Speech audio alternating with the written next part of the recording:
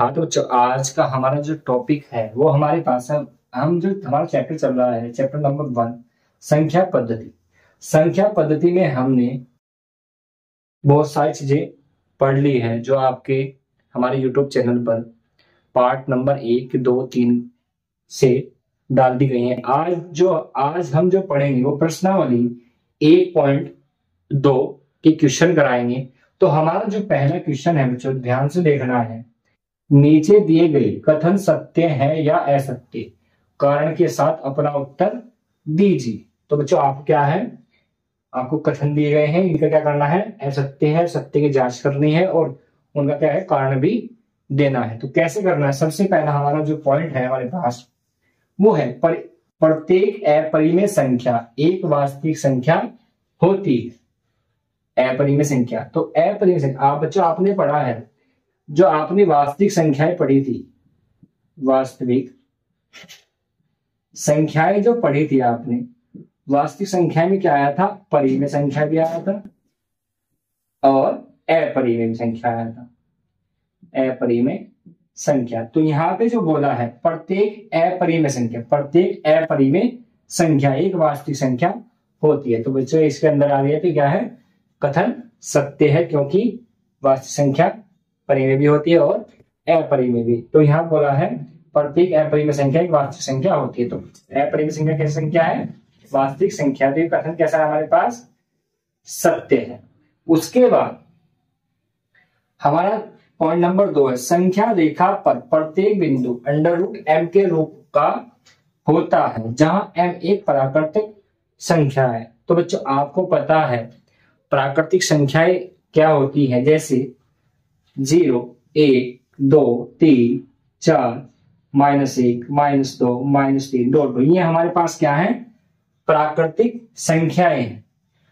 तो उन्होंने क्या बोला है क्वेश्चन में, संख्या रेखा पर प्रत्येक बिंदु √m के रूप का होता है।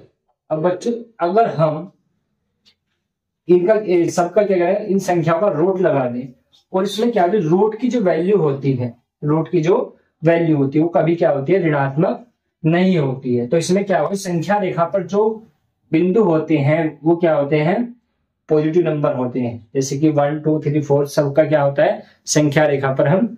तो इसमें क्या जब रूट आएगा, अगर हमारे पास -4 आएगा तो इसका जो रूट होगा वो कभी भी माइनस में नहीं आएगा। वो तो इसमें क्या होगा, अगर मतलब किसी भी संख्या का अगर हम रूट निकालते हैं, -4 का रूट निकालते हैं तो 4 का रूट हमेशा कैसा आएगा, प्लस का। किसी का भी रूट निकालेंगे तो उसकी वैल्यू कैसे आएगी, पॉजिटिव आएगी। ठीक है। और इसमें क्या कहा गया कि क्या √m के रूप का होता है। क्यों नहीं होता है, असत्य किस लिए है, ये क्या है, असत्य है क्योंकि कोई भी रूट की वैल्यू ऋणात्मक नहीं होती है। अगर हम किसी भी संख्या का रूट निकालते हैं, वर्गमूल निकालते हैं, तो उसकी जो वैल्यू आती है वो हमेशा किस में आती है, धनात्मक आती है, पॉजिटिव आती है। तो यहाँ पे क्या होता है बच्चों, यहाँ पे ऋणात्मक नहीं होती, इसलिए क्या है, ये असत्य है, असत्य है। तो उसके बाद क्वेश्चन नंबर पॉइंट नंबर 3 हमारे पास, प्रत्येक वास्तविक संख्या एक अपरिमेय संख्या होती है। प्रत्येक वास्तविक संख्या एक अपरिमेय संख्या होती है।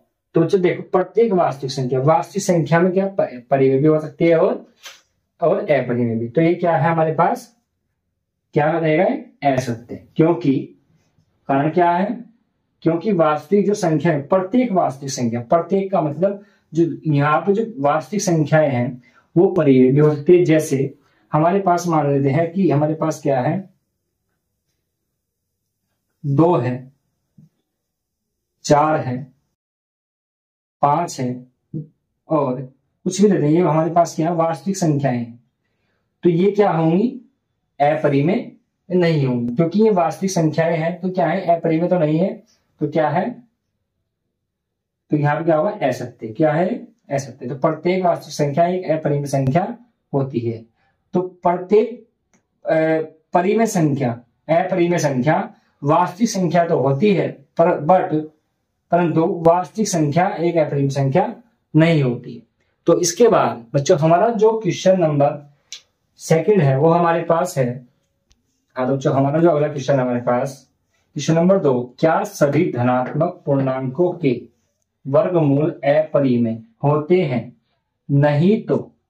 नहीं तो एक ऐसी संख्या के वर्गमूल का एक उदाहरण दीजिए जो परिमेय संख्या है। तो बच्चों इसमें क्या है, क्या बोला है, सभी धनात्मक पूर्णांक, मतलब सभी धनात्मक पूर्णांक मतलब 0, 1, 2, 3, 4 डॉट डॉट, ये क्या है, सभी पूर्णांकों के वर्गमूल क्या होते हैं, इनके अपरिमेय संख्या होते हैं। अभी आपने हमारा टॉपिक नंबर पॉइंट नंबर जो 3 था वो भी इसी प्रकार का था कि क्या था, उसमें अपरिमेय संख्या बोला था। तो इसमें भी क्या होगा, इसका भी जो आंसर होगा वो क्या होगा, नहीं, कि क्योंकि धनात्मक पूर्णांक की वर्गमूल अपरिमेय संख्या नहीं होते। क्यों नहीं होते, उसका एग्जाम्पल देके बताना है, हमें उदाहरण देके बताना है। तो हमारे पास जो इसका आंसर होगा, सबसे पहले क्या लिखेंगे हम, नहीं। अब उसके बाद ये तो हमारे पास हो गया इसका आंसर, उसके बाद इसका जो हम उदाहरण देंगे, एग्जाम्पल जो देंगे कि अगर क्या नहीं तो एक ऐसी संख्या के वर्गमूल का उदाहरण दीजिए जो परिमेय संख्या है। अब मान लेते हैं हमारे पास 4 है, √4। अब √4 की जो वैल्यू होती है हमारे पास, जो √4 है हमारे पास, तो √4 की वैल्यू कितनी होती है हमारे पास, 2 का स्क्वायर, और रूट से 2 कैंसिल तो कितना है हमारे पास, 2। तो हमारे पास 2 भी है और हम 16 भी ले सकते हैं। तो हमारे पास आएगा 4 का स्क्वायर और √4 कैंसिल और 4। ऐसे हम बहुत सारी हमारे पास एग्जाम्पल है जो क्या है, परिमेय संख्या है, जो कि ये क्या है, परिमेय संख्या है। तो बच्चों क्या करना है आपको, ये आपको क्या करना है एग्जाम्पल, तो उसके बाद क्या लिखना है, तब 2, 4, 5, 2, 4, 5 परिमेय, 2, 4, 5 क्या है, परिमेय संख्या, परिमेय संख्या। तो बच्चों क्या है, ये आपका एग्जाम्पल है।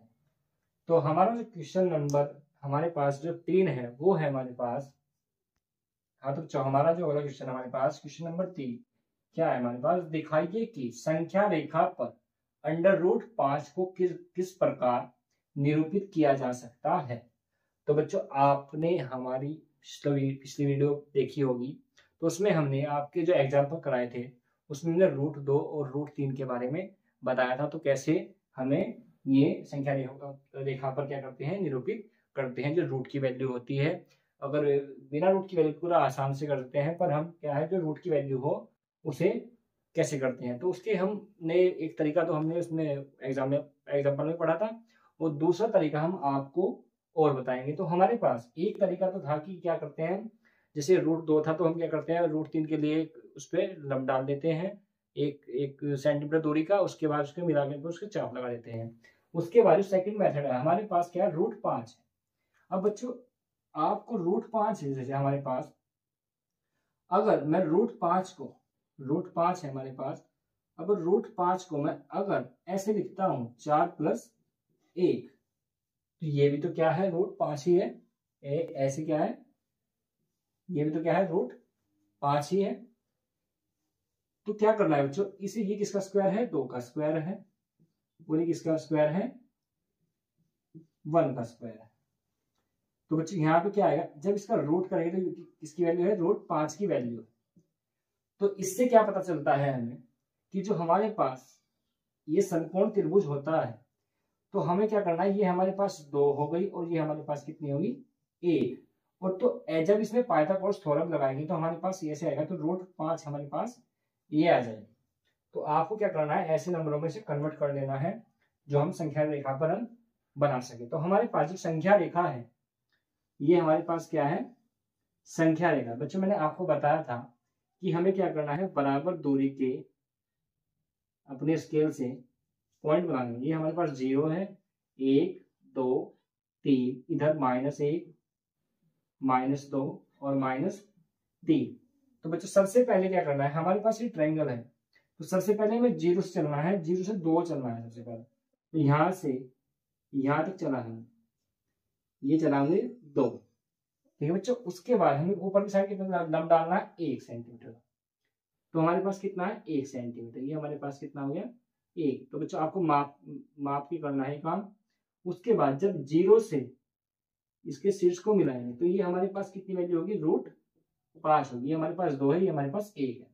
तो बच्चों आपको क्या करना है, प्रकार से यहां से ये दूरी भर लेनी है अपने प्रकार में, और ऐसे प्रकार में दूरी भरने से आपको क्या करना है, ये चाप लगाना है। जहां भी ये चाप इस लाइन को कट करेगा वही बिंदु क्या होगा, √5 होगा। अब ऐसे ही बच्चों आपको क्या कर सकते हो, ये तो √5 आपने क्या निरूपित कर दिया। आप किसी भी नंबर को इस मेथड के द्वारा निरूपित कर सकते हो। जैसे कि हमारे पास √13 है, √13 को हम कैसे करेंगे, 9 + 4, 9 + 4, तो ये किसका स्क्वायर बच्चों, 3 का स्क्वायर है, और ये किसका स्क्वायर है, 2 का स्क्वायर है रूट। तो उसके बाद सबसे पहले हम ये लाइन चलेंगे हम 3, उसके बाद ऊपर कितना चलेंगे हम 2 चलेंगे, और जो दूरी 0 से उस पॉइंट की होगी उसे मिला लेंगे। जो जहां पे बिंदु चाप कट करेगा उस लाइन को, वही हमारा क्या होगा, बिंदु होगा √13। तो बच्चों आपको क्या करना है, बहुत ही आसान 1-2 क्वेश्चन आपको अपने आप से भी करके देखना है, और नहीं समझ में आता है तो एक वीडियो को दोबारा देख लेना है। उसके बाद जो हमारा क्वेश्चन है वो बच्चों हमारी नेक्स्ट वीडियो में आपको 1.3 प्रश्नावली के उदाहरण और उसके क्वेश्चन कराए जाएंगे। तो आपको क्या करना है, हमारी वीडियो को लाइक और चैनल को सब्सक्राइब करना है। ऐसे ही हमारी वीडियो को प्यार देते रहें।